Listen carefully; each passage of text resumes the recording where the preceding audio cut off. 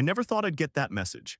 After 9 years, after everything I gave him, after he sat me down on January 2nd and told me I was a good girlfriend but not wife material, after all that, he texts me out of the blue. Hey, I know I have no right to ask, but I really need to talk. There's something I have to get off my chest. Can we meet? My hands were shaking when I read it. I had finally started to feel okay. I had stopped checking his social media. I had stopped crying in the shower. And now this, part of me wanted to block him and pretend I never saw it. But part of me, the part that still remembered the boy I fell in love with in high school, wanted to know what he had to say. What could possibly be so important? Months after he ripped my heart out, let me back up. I met Nate when I was 18, a freshman in college. He was a year younger, still in his senior year of high school. We hit it off instantly. He was intense, charming, and he made me feel like I was the only person in the world. Looking back, maybe that should have been a red flag, the way he needed all my attention, the way his moods could shift in a second. But I was young and I was in love, and I thought that's what love was supposed to feel like. For the next 9 years, I built my entire life around him. When he fell into a deep depression during his first year of college, I was the one who held him together.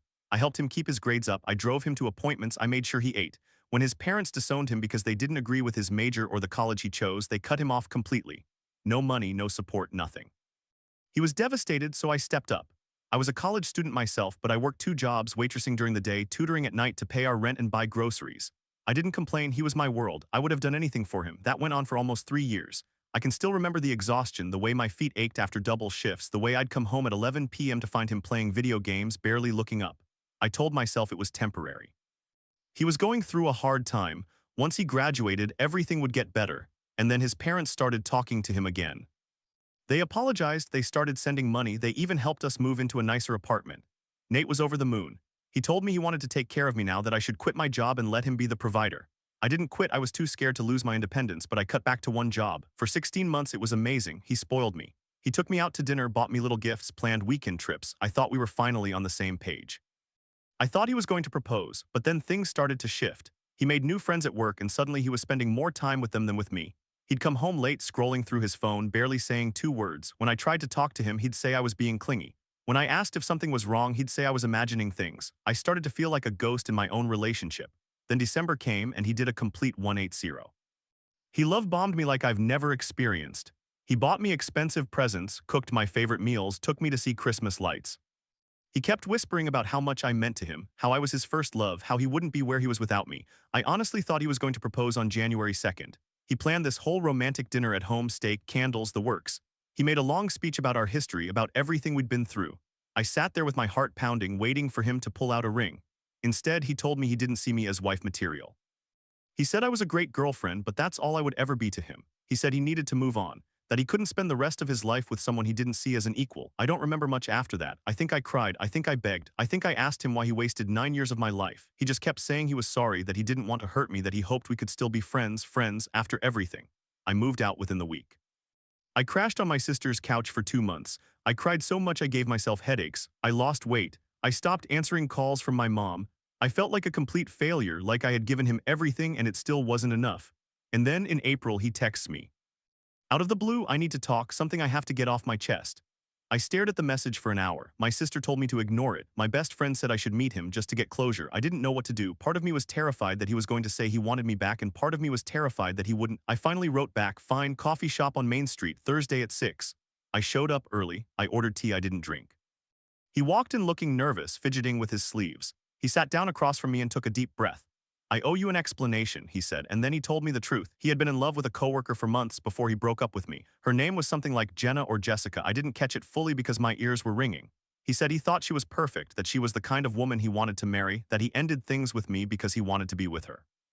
He looked almost proud when he said it, like he was confessing something noble. I just sat there. I didn't scream. I didn't cry. I felt this strange, cold calm settle over me. After a few seconds, I said, so you dumped me after 9 years of me supporting you, working 2 jobs, holding your hand through depression for a girl you barely knew. He had the decency to look uncomfortable. I know it sounds bad, he said. It sounds bad because it is bad, I said. Then he dropped the second bombshell. He told me that after he confessed his feelings to this coworker, she laughed in his face. She told him he was a piece of trash for treating me the way he did. She said she would never date someone who could throw away a 9-year relationship like that. And then she walked away and hasn't spoken to him since. He actually looked hurt, like he was the victim. I couldn't help it. I laughed. I laughed so hard a couple at the next table turned and stared. Nate's face turned bright red. It's not funny, he said. It's a little funny, I said. He asked if I would give him another chance. He said he realized he made a mistake, that I was the one who truly loved him, that he wanted to try again. He reached across the table and tried to take my hand. I pulled back. No, I said, you don't get to do that. You don't get to leave me broken on the floor and then come back because your backup plan didn't work. He started pleading. He started crying. He said he would do anything, that he'd go to therapy, that he'd prove himself. I just shook my head. I'm done, I said, and I got up and walked out. I thought that was the end of it. But a few days later, he started showing up outside my apartment. Not every night, just enough to be creepy. He'd leave notes on my car. He'd send flowers to my sister's house, even though I never gave him her address. I ended up getting a restraining order. That was 3 weeks ago, and now I'm sitting here trying to figure out how I let myself be fooled for 9 years. How I didn't see that the man I loved was never really there for me. He was only there for what I could do for him. The coworker, the one who rejected him, she called him a piece of trash. Maybe I should thank her. She said what I couldn't say for myself. I still don't know why he reached out. Maybe he wanted closure. Maybe he wanted to hurt me one last time, but I'm done letting him have that power. I'm not going back. That story had me reeling. It's crazy how some people can use you for years and then throw you away like you're nothing. But it got me thinking about loyalty, about what we owe to the people in our lives and what they owe us. And that brings me to something that happened with my old boss a few years back. It was a totally different situation, but the question of loyalty cut just as deep. Let me tell you about it. That story had me reeling. But it also reminded me of another story I came across, about a guy who faced a similar question of loyalty at work. Here's what happened to him. I worked at my first job out of college for 6 years of my life. They trained me from the ground up. I had zero experience when I started, and they taught me everything I know. My boss was great, honestly. He fought for my promotions, pushed me to take on more responsibility, and in those 6 years, my salary doubled. I went from entry-level to someone who actually had a future there. I respected the hell out of him. Then I got an offer from a more prestigious company. Better growth opportunities, better benefits, and double my current salary.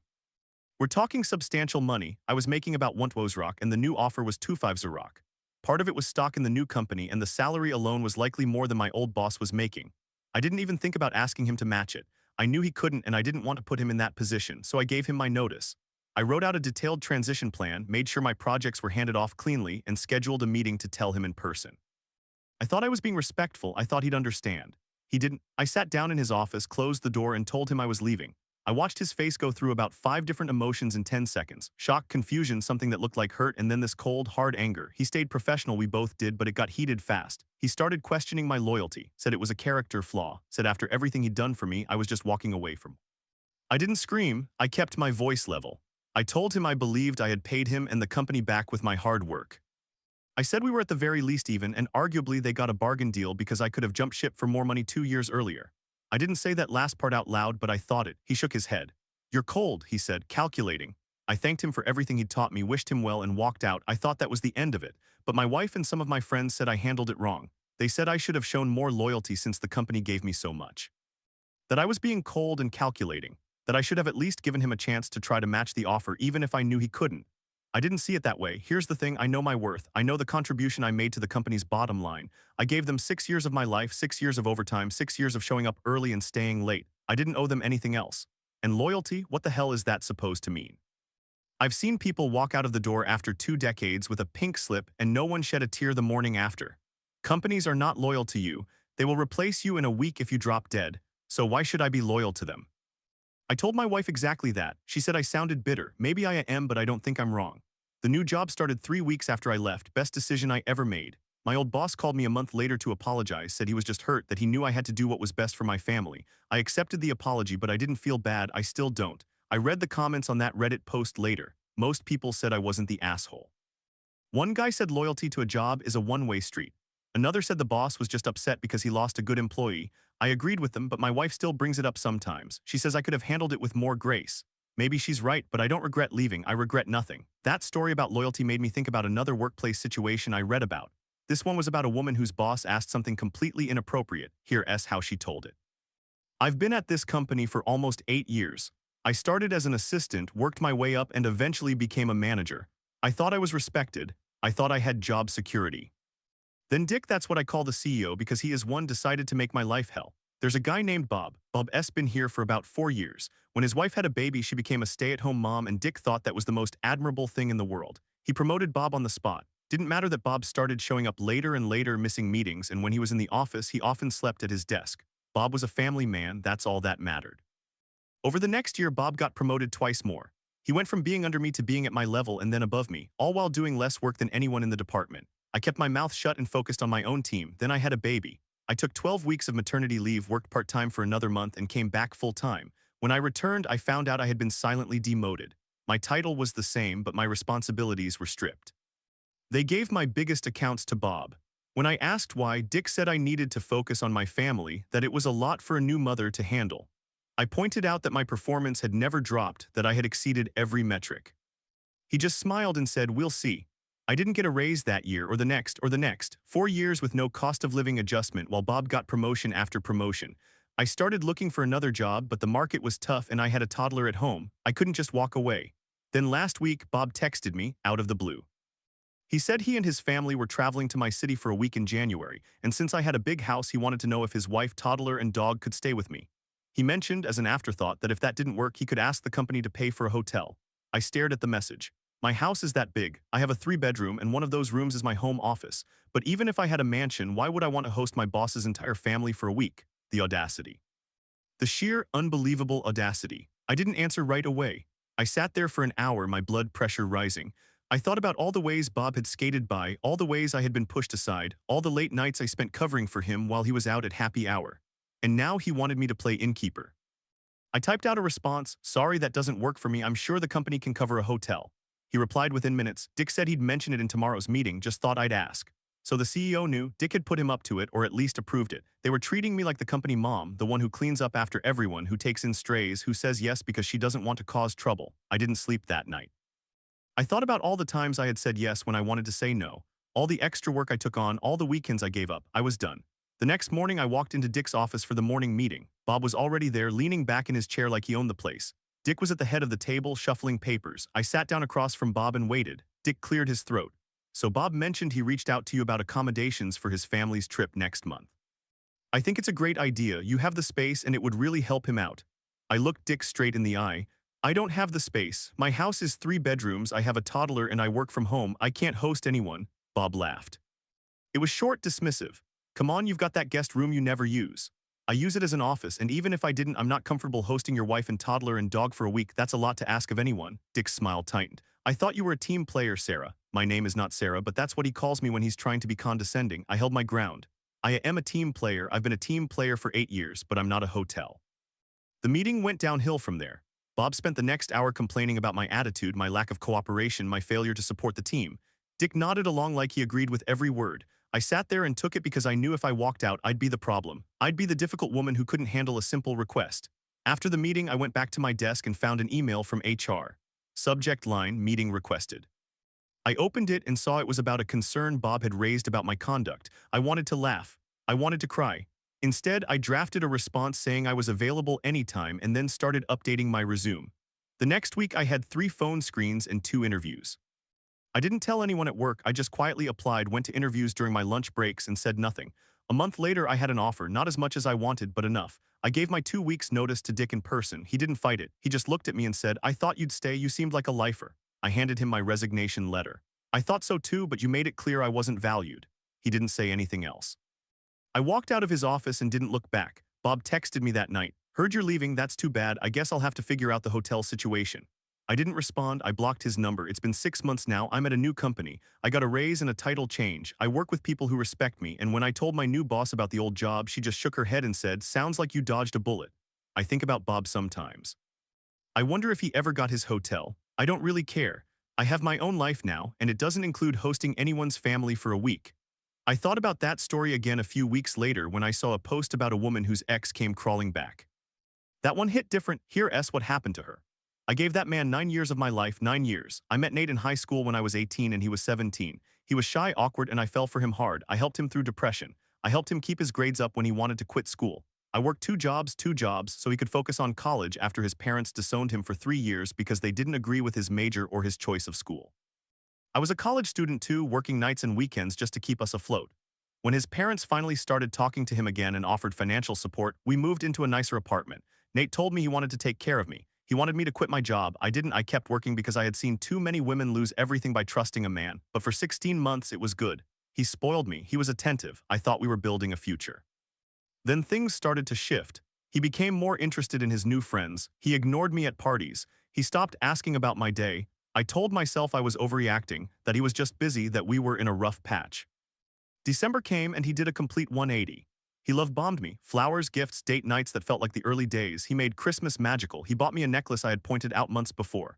He planned a special dinner for the 2nd of January. He made my favorite meal, lasagna, from scratch and lit candles and poured wine.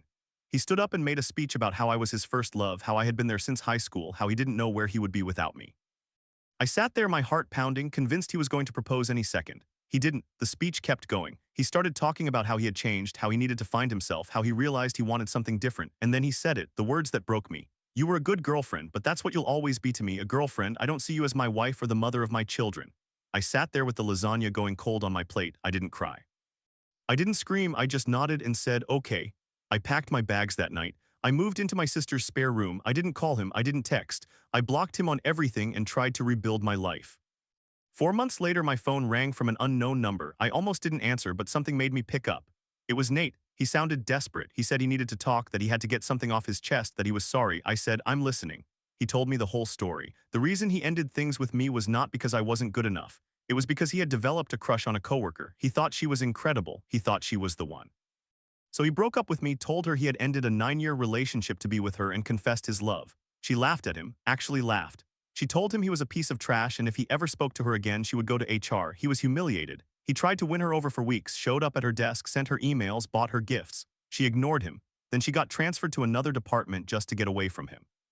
And he realized he had thrown away 9 years for nothing. I listened to all of this without saying a word. When he finished, he said, I made a mistake. I want you back. I'll do anything. I said, Nate, you are a lost cause, and I'm not your backup plan. He started crying. Actual crying. He said he loved me. He said he never stopped loving me. He said I was the best thing that ever happened to him. I said, you had me for 9 years, and you threw me away because you wanted something shiny. I'm not shiny, I'm real, and I deserve better than to be your second choice.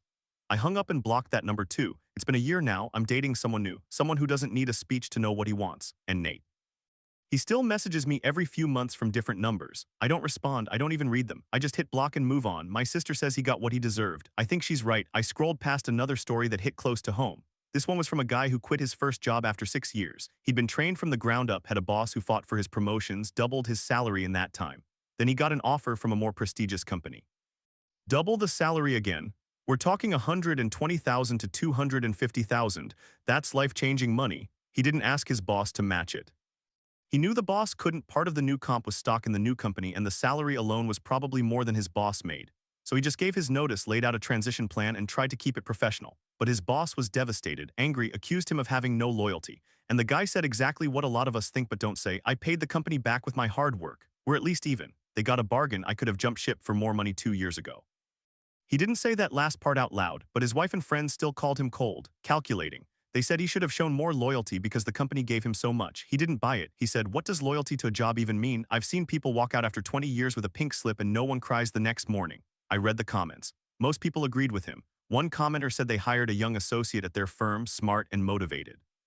8 months in, the guy came to work acting odd, said he needed to talk. His uncle owned a company that sold expensive stuff to the Department of Defense, and they just lost their corporate counsel. They offered him 3 times his salary and a partnership track. The boss said, I remember thinking if I don't let him go, I'm an idiot. He's doing what's best for him. I told him congratulations, gave him a good reference, and that was that. Another commenter said they hired a young software engineer at entry level. The company had a process for promotions, but it was slow and competitive. The engineer applied for a higher level at another company, got it, and left. The boss didn't take it personally. He said, I hired him at entry level. He outgrew the role. That's not disloyalty, that's growth. But the original poster's boss didn't see it that way. The boss took it as a personal betrayal, and that's the thing about some bosses. They think your career is about them. They think the years you gave them mean you owe them forever. I thought about my own situation. I never had a boss who fought for me like that, but I understood the guy's point. You give your time, your energy, your skills, you show up. You do the work, that's the transaction. Anything beyond that is a gift, not an obligation. I hoped he took the job. I hoped he never looked back. A few months later, I checked in on the host family story. The original poster had posted an update. She said she'd been at her new company for 6 months now, got a raise and a title change, worked with people who respected her. And when she told her new boss about the old job, her new boss just shook her head and said, sounds like you dodged a bullet. She said she thought about Bob sometimes, wondered if he ever got his hotel. She didn't really care. She had her own life now, and it didn't include hosting anyone's family for a week. But then she added something new. She said Bob's wife had reached out to her on LinkedIn. The wife said she found the whole thing embarrassing and apologized. She said Bob had been under a lot of pressure at work, and the CEO kept pushing him to be more visible in the office, so he came up with the idea of staying with a coworker to save the company money. The wife said she had no idea Bob asked her, and she was horrified when she found out. The original poster said she replied politely, said no hard feelings, and wished the wife well. Then she blocked Bob's wife too. She said she didn't need any more drama from that chapter of her life. The last comment she made was simple. I don't believe in loyalty to a job anymore. I believe in doing good work, getting paid fairly, and leaving when it stops working. That's it. I closed the tab and thought about that phrase. Loyalty to a job, what does it really mean? I guess it means different things to different people. But I know one thing for sure, no job is going to be loyal to you, so why should you be loyal to it? That thought made me think about Nate again. About the kind of loyalty I gave him for 9 years. He wasn't a job, but the principle felt the same. I gave him everything and he threw it away for a fantasy. A few weeks after that phone call, I heard from my sister that a mutual friend had filled her in on the rest of the story. Nate had been telling people at his office about his big romantic gesture, how he ended a 9-year relationship to be with his coworker. He thought it would make him look passionate, dedicated. Instead, it made him look like a creep. The coworker, her name was something like Jenna, she went straight to HR, not just about the confession, but about the gifts he'd been leaving on her desk. A bracelet, a handwritten poem. A framed photo of the two of them together at a company party, one where she was just standing next to him in a group shot.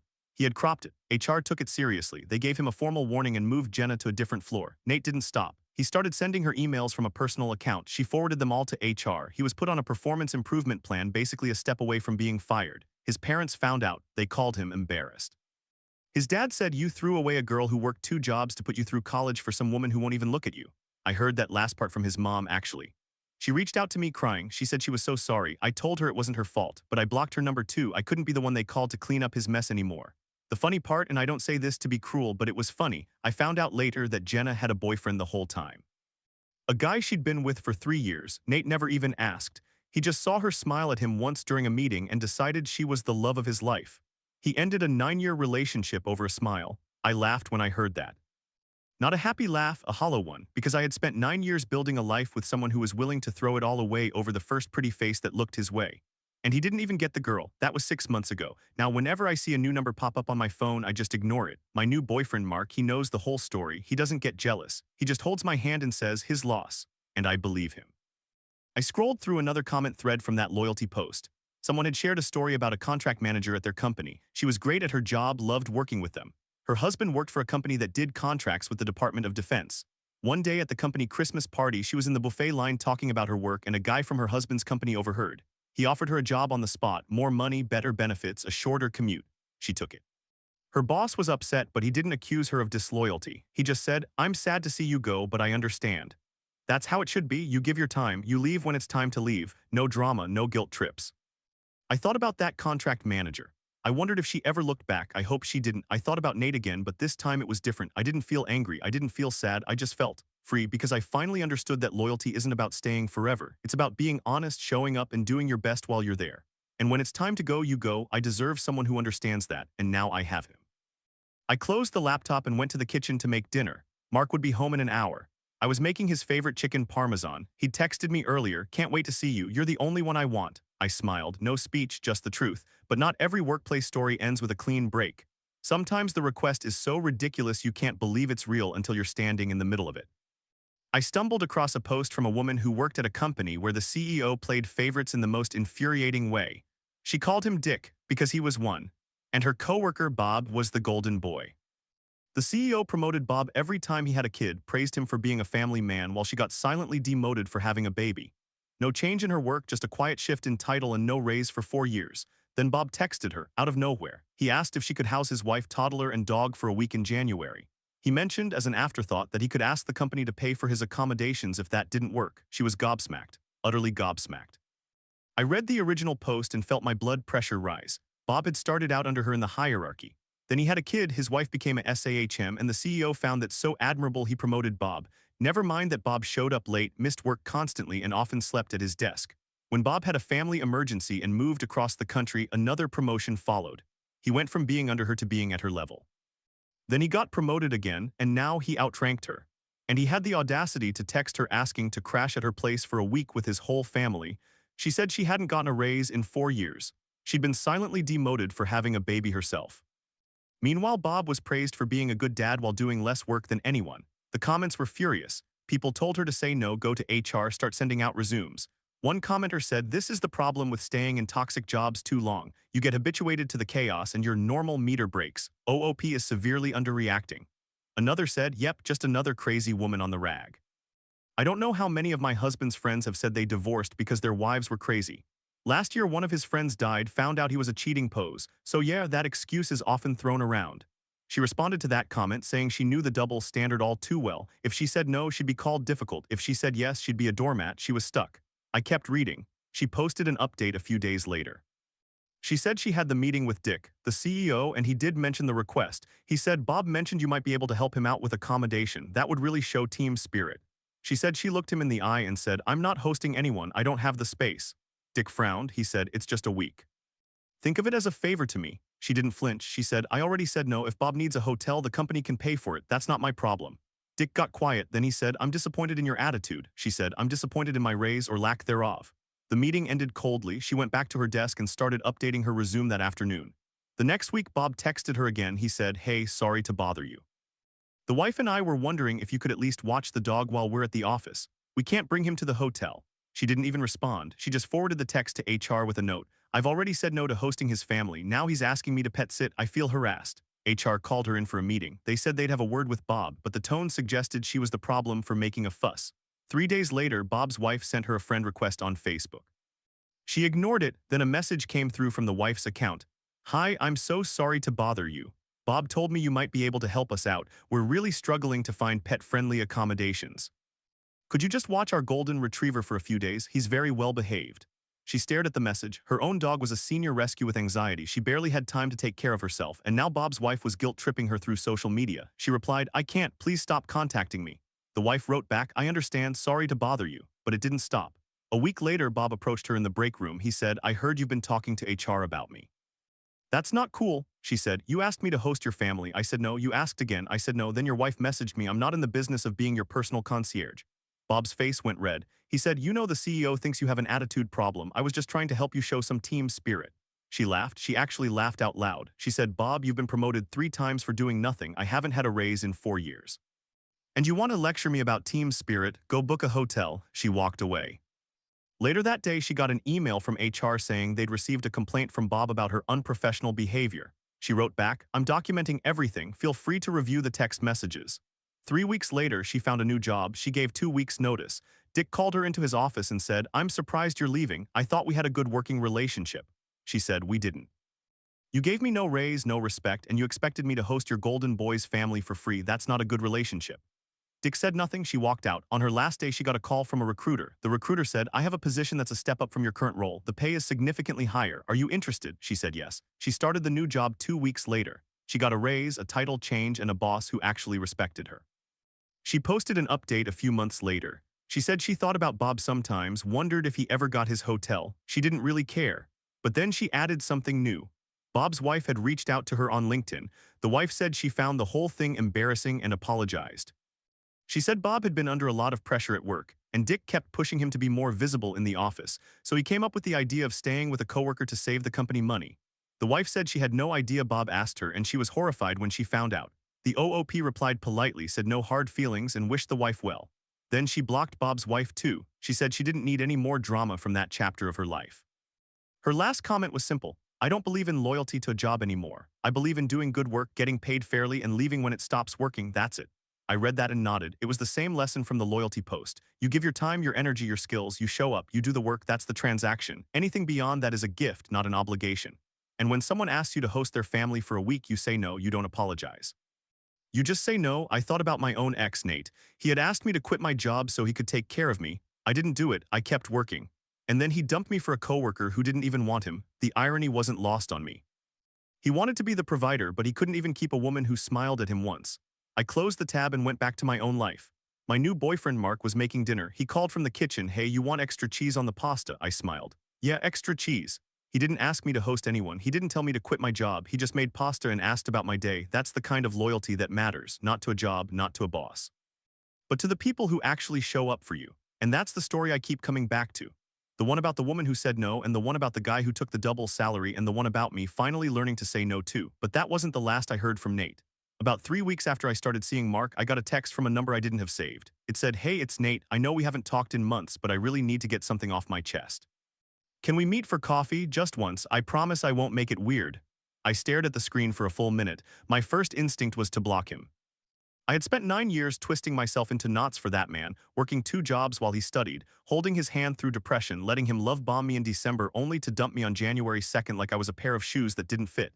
He had told me I wasn't wife material. He had told me I was just a girlfriend. And then he admitted he was in love with some coworker who barely knew his name, and now he wanted to get something off his chest. I didn't reply. I showed the text to my roommate, Sarah. She said, "Don't do it. He's just going to try to guilt you into taking him back because his little plan with the coworker blew up in his face." She was right. I knew she was right. But there was this tiny voice in my head that kept whispering, what if he actually has something important to say? What if he finally admits he was wrong? I hated that voice. I hated that after everything, I still cared enough to wonder. I let the text sit for 2 days. He sent another one, "Please, I just need closure for both of us." That word closure, it's such a trap. We tell ourselves we need it to move on, but most of the time, it's just an excuse to reopen a wound that's already healing. Still, I agreed. I picked a coffee shop near my apartment, a neutral spot where I could leave whenever I wanted. I told Mark I was meeting an old friend, which was a lie, and I felt guilty about it, but I didn't want him to worry. I got there 10 minutes early. I ordered a latte and sat at a table by the window watching the door. When Nate walked in, my stomach dropped. He looked different, thinner, tired, with dark circles under his eyes. He used to be so put together, always the one with the perfect hair and the confident smile. Now he looked like he hadn't slept in weeks. He spotted me and gave a weak wave. He ordered nothing, just came straight to my table and sat down. "Thanks for coming," he said. His voice was hoarse. I didn't smile. "What's this about, Nate?" He took a deep breath. "I need to apologize. For everything, for how I ended things, for what I said, for all of it." I waited. He kept talking. "The coworker I told you about, the one I said I was in love with, I approached her after we broke up. I told her I had ended my relationship for her, that I wanted to be with her." He let out a bitter laugh. "She looked at me like I was insane." She said, "I don't even know you. We've said like 5 words to each other. Are you okay?" I felt a flicker of something, not satisfaction exactly, more like a quiet, cold confirmation. I had spent 9 years pouring my heart into someone who didn't even know how to read a room. He went on. "She told me I was a piece of trash for dumping you like that. She said if I ever spoke to her again, she'd report me to HR. I was humiliated. I realized I had thrown away the only person who ever really loved me for a fantasy." I set down my latte. "Nate, I'm sorry that happened, but I don't know what you expect me to do with that information." "I want you back," he said. "I know I don't deserve it, but I've been going to therapy. I've been working on myself. I realize now that I was scared of commitment and I took it out on you. You were perfect. I was the problem." It was almost funny. Here he was saying all the things I had wanted to hear for years, but it was too late. The words felt hollow, like lines from a script he had rehearsed. I shook my head. "Nate, I'm seeing someone now, a good guy. He doesn't ask me to quit my job. He doesn't love bomb me and then rip the rug out. He just shows up." His face crumpled. "Is it serious?" "It's new, but yes, it's serious. And even if it weren't, I wouldn't go back to you. You broke me. You made me feel like I wasn't enough, like everything I did for 9 years meant nothing. I don't trust you. I don't think I ever will again." He opened his mouth to argue, but I held up my hand. "I came here to hear what you had to say. Now I've heard it, and I'm leaving." I stood up. He grabbed my wrist. "Please, just give me one more chance. I'll prove it to you." I looked down at his hand on my arm, physical contact I hadn't invited, just like the old days when he would touch me to get his way. "Let go of me," I said quietly. He did. I walked out of the coffee shop without looking back. My hands were shaking, but my heart was steady. That was the moment I knew I had truly moved on. Not because I didn't feel anything, I felt a lot. Sadness for the girl I used to be, anger at the time I wasted, relief that it was finally over, but no longing, no what if. When I got home, I told Mark the truth. He listened without interrupting. Then he said, "You handled that really well. I'm proud of you." I cried then, not for Nate, but for myself, for finally choosing me. I never heard from Nate again. A few months later, a mutual friend told me he had moved out of state to live with his parents. He left his job, burned all his bridges. The coworker he had pined after got promoted and started dating someone from another department. She never gave Nate a second thought. I thought about that sometimes, how he had torched his entire life for a woman who didn't even know his last name. And how I had spent 9 years trying to be everything for a man who never knew how to be anything for himself. I don't believe in loyalty to a job anymore. I don't believe in loyalty to a partner who treats you like an option. I believe in showing up for the people who show up for you and for yourself. That's the real lesson from all of this. Whether it's a boss who wants you to host his family for free, or a boss who expects you to turn down a life-changing salary out of loyalty, or an ex who thinks he can come back after crushing your heart, the answer is the same. No is a complete sentence, and it's the most powerful one you'll ever learn. That story about loyalty to a job, about saying no, about knowing your worth, it stuck with me for weeks. I kept scrolling through Reddit looking for more posts that hit that same nerve, and I found one that made me stop cold. It was from a guy who worked at his first job for 6 years. 6 years. They trained him from the ground up. He had a great boss, a boss who fought for his promotions, who doubled his salary over that time. And then he got an offer from a more prestigious company, double the salary. We're talking 120,000 to 250,000, life-changing money. He quit without thinking twice. He didn't even ask his boss to match it because he knew the boss couldn't. Part of the new comp was stock, and the salary was probably more than the boss made. He gave his notice, explained his transition plan, thought he was being respectful. But his boss was devastated, really angry. They stayed professional, but it got heated. The boss questioned his loyalty, said it was a character flaw. The guy said, "I paid you back with my hard work, we're even. Arguably, you got a bargain because I could have jumped ship 2 years ago." He didn't say that last part out loud, but he thought it. His wife and friends said he was being cold and calculating, that he should have shown more loyalty since the company gave him so much. But he didn't see it that way. He said, "I've seen people walk out after 2 decades with a pink slip and no one shed a tear the next morning. What is loyalty to a job supposed to mean?" And he was right. I thought about my own situation, how I had poured 9 years into a guy who dumped me like I was a placeholder. How I had given my loyalty to someone who never earned it. How that boss expected loyalty when he couldn't even match the offer. It's the same thing. You give your time, your effort, your heart, and then they act like you owe them more, like walking away is a betrayal. But it's not. It's just business. It's just life. You look out for yourself because no one else will. The comments on that post were brutal. People told him he was not the asshole. One person said, "Years ago I hired a young associate, smart, motivated. 8 months in, he came to me acting odd." His uncle owned a company that sold expensive stuff to the DoD and they just lost their corporate lawyer. He had to fly out that night for an interview. He was shaking, felt guilty. I told him, "If it's a better opportunity, you have to take it. Don't worry about loyalty to me. Loyalty is earned, not demanded." He got the job, tripled his salary. We stayed friends. That's what a good boss does. Another commenter said, "I hired a talented software engineer at entry level. Enroll progressions at my company are competitive, but you can also apply to level up in another team. He left for a better role and I was proud of him. That's the right way to handle it." The OOP's boss wasn't a good boss. He was a boss who wanted to own his employees' future, and that's not loyalty, that's control. I read the whole thread, every comment. Some people argued that the company made him, that he owed them something. But the guy countered, he worked hard, he contributed to their bottom line. He didn't steal from them, he didn't slack off. He gave them 6 years of his life. That's not debt, that's a transaction. And when I thought about my own job, about Bob the golden boy who wanted me to host his family for a week, about Dick the CEO who silently demoted me for having a baby, I realized I had been living the same story. I stayed too long because I felt loyal. I felt obligated. I thought if I just kept my head down and worked hard, they'd recognize my worth. But they didn't, they just kept asking for more. And when Bob asked me to house his wife, toddler, and dog for a week, and then added that he could ask the company to pay for his accommodations if that didn't work, I wanted to scream. I didn't. I took an aspirin and went to my meeting with Dick where he brought it up like it was a reasonable request. But after reading that post about the guy who quit for double the salary, something clicked. I started updating my resume that night. I applied to 3 jobs. I didn't tell anyone. I just did it because I finally understood loyalty is not a one-way street, and if they won't pay you what you're worth, you owe them nothing. Not your weekends, not your spare bedroom, not your silence. I didn't land a new job overnight. It took a few months, but I got one. Same industry, better pay, better culture. When I gave my notice to Dick, he looked shocked. He asked why. I said, "Better opportunity." He said, "But we've invested so much in you, we relied on you." I just smiled. "I know and I'm grateful, but I have to do what's best for me." He didn't fight me, he just nodded, all stiff and uncomfortable. And I walked out feeling lighter than I had in years. Bob never did ask me to host his family again. After I left, I heard through the grapevine that he asked another woman in the office. She said no too. And then Dick had to deal with the fact that his golden boy couldn't even get his own family accommodations without begging coworkers. Karma. So yeah, that's the thread that ties it all together. The girlfriend who finally said no to her ex. The guy who quit for $250,000. The woman who refused to be a free Airbnb. We all learned the same lesson. You are not required to set yourself on fire to keep someone else warm. Whether it's a job, a partner, or a boss, if they don't respect your boundaries, they don't deserve your loyalty. And the only person you truly owe anything to is yourself.